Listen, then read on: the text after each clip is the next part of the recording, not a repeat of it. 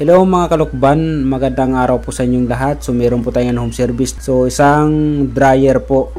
Problema po nito mga kalukban ay ayaw po niyang umikot nitong dryer. So isasaksak po natin yung dryer at subukan natin. Yan, so pinihit ko po yung timer po niya dyan mga kalukban. So ang ano lang po natin, medyo uugong po yung motor po niya. May ugong po siya. So ngayon, ang gagawin natin mga kalukban, i-check natin kung anong problema nitong dryer. Ayan po yung motor po niya sa ilalim. Ang gagawin natin, i-check natin mga kalukban. So ito po ay na-check na po ng may-ari, yung capacitor ay dinala po sa electronic shop. So sabi sa kanya po ay buo po yung capacitor. So tayo po ngayon, ang gagawin natin, i-check po natin itong dryer kung anong problema. So ang gagawin ko po dyan mga kalukban, check ko po yung motor po niya, kasi yung capacitor na check na po ng pinagdalhan nito ni sir. So ayan, yung kabila may palo, yung kabila ay walang nare-reading na wala pong resistance yung kabila. Yung kabila mayroon resistance po na nasusukat mga kalukban itong dryer na to.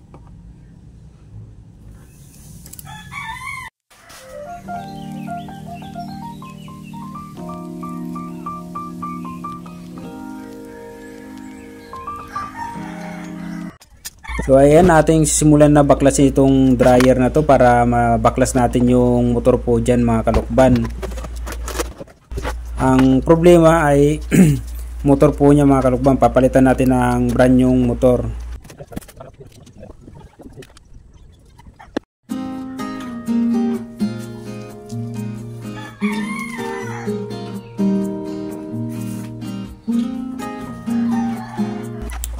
At ayan na nga, ikinabit ko na po yung bagong motor po niya mga kalukban. So hindi ko na po dyan pinakita ko paano magtanggal ng motor at magkabit. So madali lang po yan mga kalukban. So ayan na po, naikabit na po natin yung motor mga kalukban. Subukan natin. So ayan, umikot na po siya mga kalukban itong dryer na to. So ang problema lang po niya ay motor lang po. So okay po yung capacitor, so motor lang naging problema mga kalukban. So kanina po nung inon po natin yung timer, so ugong lang po siya. So kaya kala nung mayayari ay capacitor lang problema. So yan, confirm po, motor po yung naging problema nito mga kalukban. So ayan po yung motor na pinagpalitan po mga kalukban. So hanggang dito na natin video mga kalukban. Maraming salamat po sa inyong suporta.